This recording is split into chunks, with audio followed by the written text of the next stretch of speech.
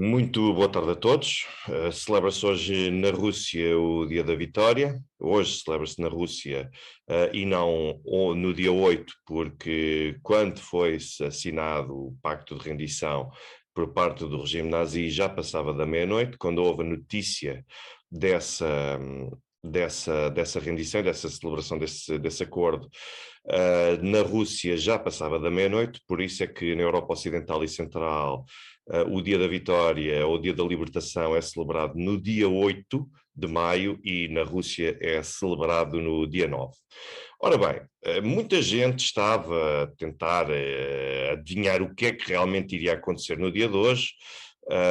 Eu vou recordar-vos aqui algumas análises que realmente foram feitas durante a última semana e que deveriam levar muita gente a pensar sobre aquilo que de facto nós poderíamos esperar e a forma como os conteúdos estão a ser transmitidos para a população. Portanto, isto não é necessariamente, não tem de ser visto como um ataque a quem quer que seja, não é necessariamente por aí, mas eu recordo-me que mais ou menos foi na segunda-feira passada, se não estou em erro, ou na terça, eu vi, cruzei-me com uma notícia do New York Post, salvo erro, que dizia que o dia 9 de maio era um dia estrondoso, era um dia muito importante, porque é que deveríamos prestar atenção ao dia 9 de maio, e em que se esperava ou perspectivava que fosse formalmente declarada guerra à Ucrânia por parte de Vladimir Putin.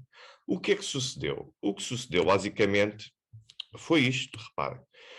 Artigos de opinião, este no Expresso, portanto, ao declarar guerra, Putin está implicitamente e na sua visão muito própria do mundo a admitir que a Ucrânia é um Estado equiparado ao russo.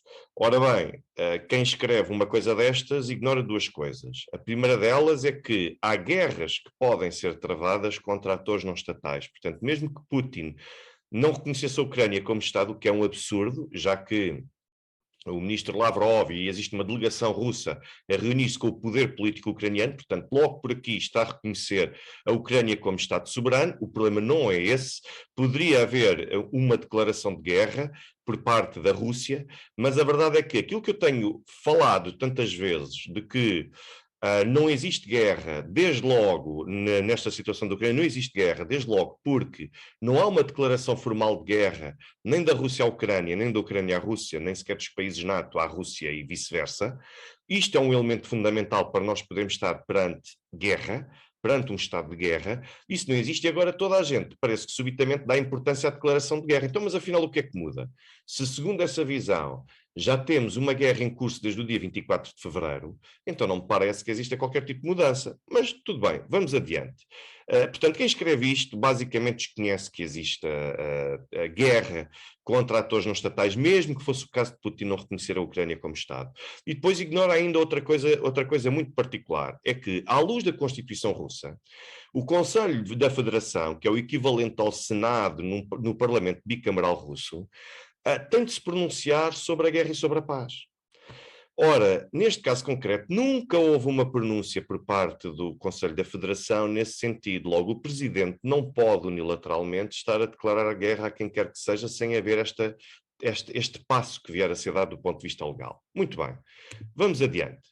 Adiante, eu vou partilhar mais uma imagem, portanto, veja-se mais uma imagem de um artigo de opinião publicado na revista Sábado, no passado dia 3 de maio, onde se diz que será neste 9 de maio que surgirá a aparição reveladora da força da Rússia que esteve oculto nos dois últimos meses de guerra. Ora bem, quem escreve isto nunca acompanhou as celebrações do Dia da Vitória, que têm tido lugar sempre, ano após ano, na Praça Vermelha, e onde é feito sempre este tipo de paradas, onde a Rússia, de facto, mostra a sua força. Agora, o que é que nós temos? Nós depois temos situações como aquela que eu vi ainda hoje, após o discurso de Vladimir Putin, em que uma analista da RTP3 diz algo como: foi um discurso minimalista de Vladimir Putin porque esperava-se uma declaração de guerra. Quem é que esperava? Só se fosse ela. Nunca houve quem acompanha este tipo de discursos, este tipo de paradas do dia da vitória já há vários anos, sabe perfeitamente que o dia da vitória é um evento solene em que é recordada a memória dos nazis, do combate aos nazis, por parte da União Soviética e também muitas vezes é referido os aliados, em como todos funcionaram em conjunto, e depois pode ou não ser feito algum tipo de paralelismo e algum tipo de ligação a algum evento da atualidade. Portanto, quem é que esperava uma declaração de guerra? Putin não faz declarações de guerra em ocasiões destas, portanto, o que é que se esperava? Que tocava, havia o som da fanfarra, a anunciar com um toque vitorioso, uma música vitoriosa, e depois Putin diz, declara a partir de hoje guerra à Ucrânia. Quer dizer, isto é gente completamente desligada da realidade, isto simplesmente não existe. Nem nos Estados Unidos isto é feito assim, onde normalmente existe toda uma estrutura e todo um aparato muito mais hollywoodesco em torno de um conjunto de eventos. Nem nos Estados Unidos isto tem lugar desta maneira. Portanto, o dia da vitória não é utilizado para fazer anúncios. Os anúncios são feitos à noite, quase como se o presidente estivesse sentado à lareira, a discursar e a fazer um anúncio, a fazer um enquadramento e depois faz o anúncio, como fez no dia 24 de fevereiro. Acreditar que isto foi um discurso minimalista é digno de alguém que nunca viu qualquer outro discurso e era fácil, bastava recuar para outros anos, porque isso tudo está divulgado na internet, eventualmente em russo, porque no Ocidente censura-se estas celebrações do Dia da Vitória. Aqui na minha casa as coisas são um pouco diferentes, porque faço questão de ver, quero as celebrações do Dia da Libertação, por exemplo, e do Dia da Vitória, em França, onde também costumam dar uma importância muito grande a este dia, até mais, diria eu, do que na Alemanha, o impacto é muito maior, e depois também acompanho através do RTR Planeta, e acompanhava até recentemente através do Russia Today, mas agora temos o RTR Planeta, ver como é que isso decorre na Rússia, mas eu acompanho quer as celebrações, ou como é que é feita a recordação no ponto de vista ocidental, e como é que é feita também por parte do quem está do outro lado, mas também ajudou a vencer e a derrotar a ameaça nazi. Portanto, e é muito importante perceber que neste tipo de discursos, é sempre feita esta alusão, esta parada militar tem sempre lugar, não existe qualquer tipo de fantasia em torno disso. Basta ver que em França é feito também a tomada da Bastilha. Vejam o que é demonstrar, qual é a parada militar do dia da tomada da Bastilha. Vejam até como é que Portugal celebra o 10 de junho. Vejam como é que Portugal celebrou o 100º aniversário do armistício da Primeira Guerra Mundial, onde Portugal participou. Vejam o desfile e o aparato militar. E o que é isto? Eu depois vi. Tive de recuar até agora, até fazer este vídeo, porque eu não vejo, como eu referi, os canais portugueses, e vou recuar e vejo no mesmo canal dois tipos de análise. Numa delas há um professor de Relações Internacionais, aliás, um organizador ou coordenador de um curso de mestrado de Relações Internacionais numa determinada universidade, que diz estas paradas militares, muito à semelhança daquilo que é na Coreia do Norte e na China. Por amor de Deus, alguém está desligado da realidade, alguém não sabe como é que isto é feito por essa Europa fora, alguém não sabe sequer como é que Portugal celebra o 10 de junho. E depois tivemos uma outra comentadora, que se diz também especialista, eu não vou sequer dizer o nome, porque não vale a pena, porque acho que isto é dar importância e dar valor às pessoas, mas que dizem que é especialista em relações internacionais, não percebo qual é a sua formação, não percebo como é que se tornou sequer especialista, além de publicar fotografias, por exemplo, nas redes sociais, em que foi 1 ou 2 campos de refugiados, e depois com aquele tipo de fotografias muito típico do turista que vai a um local exótico e quer tirar fotografias com crianças negras ou com crianças indianas para mostrar aos seus amigos que está num local muito exótico, e que me diz, isto faz-me lembrar os filmes de antigamente da Alemanha nazi, em que realmente desfilavam com todo este aparato militar. Eu não percebo em que mundo é que esta gente está, que não consegue sequer ver que este tipo de paradas militares existem, não só na Rússia é feito neste dia, pelo simbolismo que tem. Em Portugal não se faz nada neste dia, mas fez-se no 100º aniversário do armistício da Primeira Guerra Mundial. Por alguma razão foi, porque Portugal participou, porque também temos vítimas militares e não só, e até civis, que pereceram nessa Primeira Guerra Mundial, e também deveria dar para que nós nos recordássemos que, por algum motivo, nós não vemos necessidade, nem temos uma importância tão grande neste dia da vitória, quer no dia 8 de maio, quer no dia 9 de maio, porque não tivemos guerra no nosso país. Isto por si só já demonstra a ignorância destas pessoas que olham para as paradas militares na Rússia como se fossem equiparadas, por exemplo, às da Coreia do Norte, às da China, claro, tudo comparado com ditaduras, então houve quem comparasse com a Alemanha nazi. Isto é o absurdo, isto é o disparate puro de quem desconhece que em Portugal se fazem paradas militares deste género e de quem não vê a tomada da Bastilha e até mesmo as paradas militares que são feitas realizadas ocasionalmente em França, ocasionalmente, anualmente, nas celebrações da rendição nazi. As pessoas não têm mundo, mas, no entanto, acham que aquilo que leem nas letras gordas do jornal que é suficiente. Portanto, vamos acabar com esse disparate. Vamos ver as coisas como elas são. Não há nenhuma fantasia, nem há nenhuma soberba militar ou sequer ditatorial por parte da Rússia numa demonstração destas. Há aí sim a recordação da memória, uma transmissão para dentro de que nós temos equipamento militar, que é este, assim, assim, assado. Não andamos a exibir lanchas da GNR, lanchas, para que é que a GNR quer uma lancha, mas isso levava uma lancha, salvo erro, de 7, 8 milhões de euros, custou 7, 8 milhões de euros, mas isso leva para outro tipo de discussão sobre a redundância das competências das forças e serviços de segurança, mas em que foi, aqui em Portugal, por exemplo, é exibido isso, os aviões da Força Aérea também, os caças fazem também uma demonstração aérea, tudo isto acontece, por exemplo, em Portugal, que é um país, do ponto de vista militar, quase irrelevante. Aquilo que os russos estão a tentar fazer é tentar mostrar.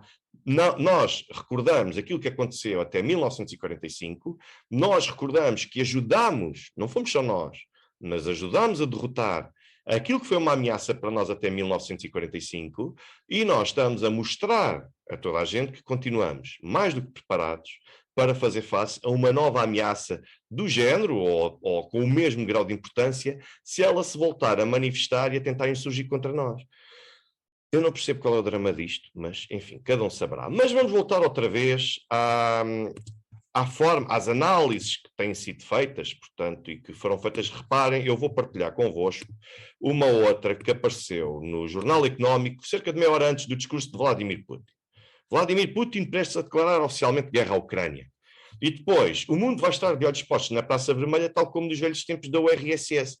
Isto quer dizer, a URSS já acabou há 32 anos, a parada militar na Praça Vermelha continua a acontecer, mas as pessoas continuam aqui a querer fazer logo uma ligação, União Soviética, soviéticos, ditadura, vão marchar opressão, enfim, é mais do mesmo, não me surpreende rigorosamente nada, e depois vou partilhar convosco apenas uma coisa que é um vídeo de uma análise que foi feita. Deixem-me só sair daqui. O vídeo de uma análise que foi feita ontem, portanto, por um especialista da CNN Portugal e que faz basicamente este tipo de análise. Esperem que eu estou a tentar localizar, desculpem, mas eu ainda tenho aqui algumas dificuldades em conseguir fazer a ligação para a vida. Então, ouçam bem o que é dito aqui.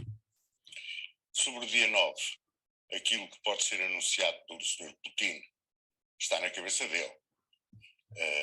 Nós não... Ora bem, aqui temos uma conclusão inteligente. Aquilo que será dito no dia 9 pelo Sr. Putin está na cabeça dele. Nunca ninguém tinha pensado nisso. As pessoas achariam muito provavelmente que Putin traria um discurso encomendado de alguém que o controla. Podemos especular livremente aquilo que ele possa vir a dizer. No entanto, é muito provável que ele ou incremente o conflito com uma declaração de guerra, fazendo a respectiva mobilização, ou lance um sério aviso ao Ocidente por causa do alimentar da máquina de guerra ucraniana feita pelos ocidentais. Reparem que em informações nós sempre tratamos os dados da seguinte forma. É preciso ter cuidado com a chamada linguagem probabilística. Quando estamos a dizer que é muito provável, é uma forma muito cautelosa de dizermos que vai acontecer de certeza, mas precavendo sempre um grau mínimo de poder não se verificar aquele cenário, mas quando alguém diz muito provável, está a assumir que seguramente aquilo vai acontecer. Depois temos o provável, que é quando temos algum elemento que possa levar a uma determinada, um conjunto de elementos que nos permita, pelo menos, acreditar que aquilo vai acontecer, porque todos aqueles elementos, à partida, conduzem a um determinado desfecho. Depois temos o possível, quando já estamos a entrar mais na área da opinião, não temos muitos elementos, mas o nosso instinto diz-nos que, e depois falamos também pouco provável ou improvável, quando queremos dizer de certeza que não vai acontecer, ou é quase certeza que não vai acontecer. Esta é a linguagem de probabilística que nós utilizamos em informações. Para quê?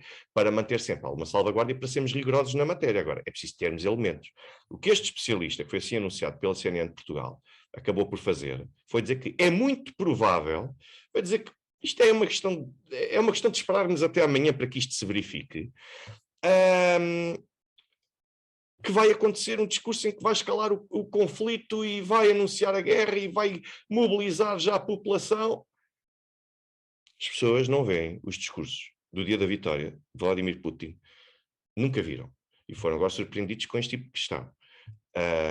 E depois ameaçar o Ocidente e a pressionar o Ocidente para isto tudo. Ouvir um discurso de Vladimir Putin tem tudo a ver com isto, não tem? Muito bem, vamos continuar só a ver o que mais é dito. Portanto, considerando-se, por assim dizer, numa situação quase de pré-guerra connosco. Isto para ele não declarar guerra ao Ocidente, não cai daí abaixo. Já não estamos em declarar guerra à Ucrânia. Já estamos até a falar da hipótese de declarar guerra ao Ocidente. Vejam bem, ao nível a que isto já chega. Com base em que elementos? Não diz. Isso eu estou absolutamente convencido. Não vai fazer. Eu penso que não. Penso que não, que ele não vai declarar guerra ao Ocidente, mas... Reparem que o especialista frisa a declaração de guerra ao Ocidente, ou seja, a questão da Ucrânia já tinha dito que é muito provável, isso já está lá para trás. Agora, perguntem, não há ninguém que pergunte, este especialista, quais são os elementos em que se baseia para afirmar que é muito provável e que de certeza que vai acontecer um determinado desfecho. Ninguém pergunta. E se calhar ninguém pergunta porque não há, sem ser a mera intuição, o mero palpite. Considerar o Ocidente haver um inimigo que neste momento está a alimentar o esforço de guerra ucraniano e, portanto, por causa dos jogos de interesses que envolvem tudo isto, a alongar o conflito. E isso é extremamente perigoso. Pois é, isto é extremamente perigoso e por alguma razão será que Putin não disse, não fez nenhuma declaração desta natureza, porque Putin é uma pessoa com dois dedos de testa até mais, e porque percebe muito bem o que é que isso significa e porque não quer ser ele naturalmente a provocar, a avançar para um estado das coisas que ninguém tem interesse em avançar. As reações que ele possa vir a ter num futuro relativamente próximo. E que cenários é que se Agora vem uma parte boa. colocam perante uma declaração como essa? Há vários cenários. O cenário da possibilidade de ele, já em Azovstal, para acabar com aquela situação, empregar armas químicas. Sem comentários, isto nem merece comentários. O uso de armas químicas por parte da Rússia em Azovstal numa situação que lhe é totalmente favorável, expliquem-me quem é que seria o idiota que cometeria uma ação cobarde destas. Portanto, estão cercados os Azov no Azovstal, não conseguem sair de lá, não sai de lá rigorosamente nada nem ninguém, não chegam lá quaisquer meios de abastecimento e de repente a Rússia, que está em total vantagem e domínio no terreno, vai usar armas químicas. Portanto, mas este é um cenário provável.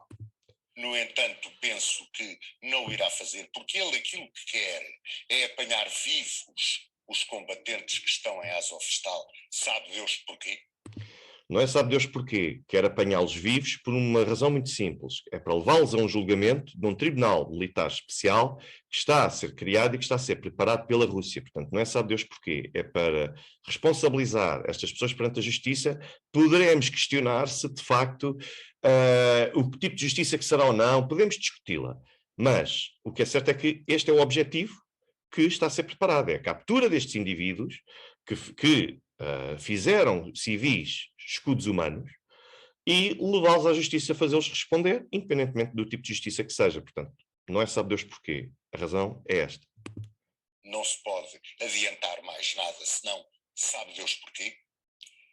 Ou então, ele, quando se sentir perfeitamente encostado à parede, e tenho dito várias vezes, pode recorrer ao emprego de arma nuclear, muito embora eles tenham dito já ontem. Portanto, Putin encostado à parede usa arma nuclear. Mas o que é um contexto de estar encostado à parede? É melhor não entrarmos em detalhes. Ontem um alto funcionário disse que isso está fora de questão. Está fora de questão. Então é porque Pronto, o funcionário disse que isso está fora de questão. E então vamos descartar totalmente este cenário. Claro, está fora de questão porque, neste momento, a situação é uma. A situação pode se inverter, no entanto, quer dizer, primeiro pode usar armas nucleares quando sentirem que está a dar preto, depois afinal, bem, mas ele já descartou. Convém haver alguma coerência na análise que é feita. Era resolver o conflito com armas convencionais ou empregando inclusivamente armas químicas. Mas anteriormente a isso já ouvimos Lavrov, mais do que uma vez, falar sobre essa questão. Sim, mas eles aí, eu dá-me ideia que aquilo anda quase numa roda viva. Eles não têm bem a certeza daquilo que vai na cabeça do Sr. Putin. Pronto, eles não devem saber, isto parece quase que estamos ali com amigos. Não, é eles, e quem é o eles? O eles normalmente as pessoas usam para se referir, eles do governo, eles do poder político, eles é que sabem o que é que vão fazer à nossa vida. Portanto, eles estão ali e não sabem, e andam numa roda viva. Portanto, a Rússia é uma anarquia, não tem disciplina, Putin não articula o seu discurso com Lavrov, não, cada um anda ali a seu belo prazer, cada um fala para quem quer e dá o seu palpite e depois ninguém sabe o que é que se passa na cabeça de Vladimir Putin. Portanto, basicamente não existe nenhum tipo de estratégia sequer militar, porque Putin guarda tudo para ele, ninguém o consegue compreender, nem o consegue ler, e então acontece isto. Meus amigos, não adianta fazermos disto um filme de má qualidade, esotérico, como se houvesse alguma ciência. Putin não é hábito de fazer este tipo de intervenções, de anúncios e de o que é que vai na cabeça dele e de atacar e contra-atacar. Se as pessoas deixassem de ler o New York Times, o New York Post, de ver a BBC e pudessem, pelo menos, desligar-se de preconceitos e olhar para factos e para aquilo que está efetivamente a acontecer no terreno, sem pensar eles os russos que são os maus e nós os ocidentais é que somos os bons, sem olhar nessa perspectiva, talvez conseguissem compreender verdadeiramente aquilo que vai na cabeça de Vladimir Putin, tentar perceber quem são os seus ideólogos, porque ainda ontem ouvi alguém dizer mas Putin e os seus ideólogos, é sempre aqueles que sabem que fica bem, e não há ninguém que pergunte quem são os ideólogos de Putin. Ninguém consegue dizer. Pois, porque fica sempre bem. E vamos olhar, tentar conhecer o homem, tentar perceber como é que funciona, tentar perceber como é que funciona a estrutura de poder político e militar na Rússia, como é que as pessoas na Rússia percepcionam todas estas estruturas e elementos de poder, e depois também ter acesso a um conhecimento a um bocadinho de história para perceber a importância da Segunda Guerra Mundial ou da Grande Guerra Patriótica, como chamam os russos, e tentar perceber basicamente o que é que Putin poderá estar a fazer aqui. Em vez de dizermos que aquilo é uma roda viva, aquilo ninguém se entende, ninguém sabe, aquilo é uma anarquia, a Rússia está em perda. Quer dizer, vamos com calma. Eu vou aproveitar a seguir para gravar um vídeo onde vou-te procurar responder a perguntas que me vão deixando nos comentários e que eu não quero deixar sem resposta, porque as pessoas fazem perguntas, a esmagadora maioria delas muito pertinentes, e quem quiser pode também deixar essas perguntas e eu terei todo o gosto em responder. Uma boa tarde a todos.